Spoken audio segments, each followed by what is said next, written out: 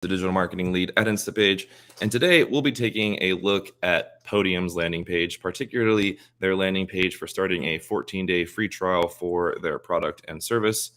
So to jump in right here and call out something I really like about this landing page right off the front is going to be the hero section itself. So right immediately we can see that you have a very powerful H1 right there, the better way for local businesses to get paid. It's very to the point. It tells you what you're there for, what you can expect to get. The subhead drives home that point. And the right, you can get a sort of not a product demo, but a sort of insight to a real world usage of the product itself, right? Probably a small business owner contacting someone and sending them a payment link.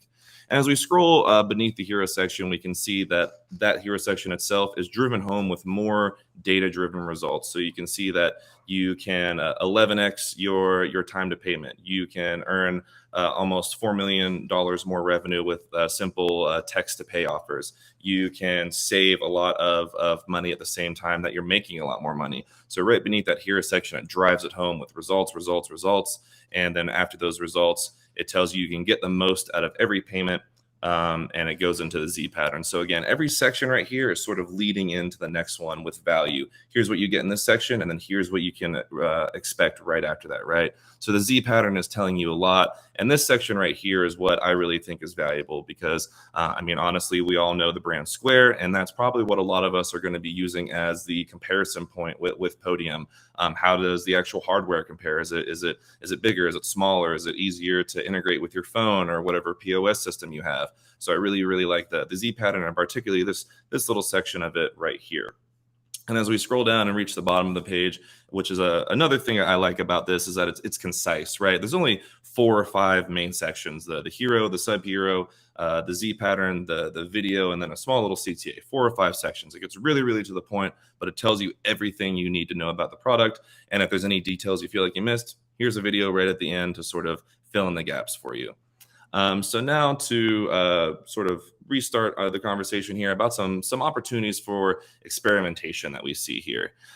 So right off the bat, I would probably try to experiment with making that CTA along the header a sticky header CTA. Actually, as you can see, as we scroll, it doesn't actually move with the page. So if you want to return to that CTA, you of course have to physically return to that CTA, right? So maybe experiment with making that sticky as well. And then the second thing I would experiment with is the CTA verbiage in general. So we can see a lot of different text here. We can see start your free trial, try payments today. In the sub-hero section, we'll see get similar results. We're going to see a lot of different CTAs. But the ironic part is all of these texts and buttons are saying different things and sort of eliciting different emotional responses from the user, but they're all going to the exact same destination, which is more or less the Podium trial get start flow, right? So there could be a little bit of a mismatch of user expectations there. So I'll try to experiment maybe honing in the CTA language and not using so many variants that go to the exact same destination itself.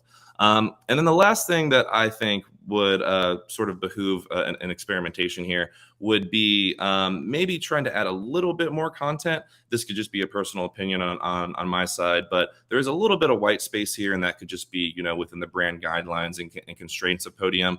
But there is, a lot of inherent padding on either the left or right side of the page. So maybe reduce that padding down a little bit so the content can, take up more space, and it's not just so segmented down the middle, which may be very good for a mobile view, but on the desktop view, it sort of leaves you feeling like there's room for more, right? So that would be the last thing that I really try to hone in on, experiment with. But overall, the final thoughts on this landing page are, it's a really good landing page. I'd on a score out of 10, I'd probably give it 8.5, 9 out of 10.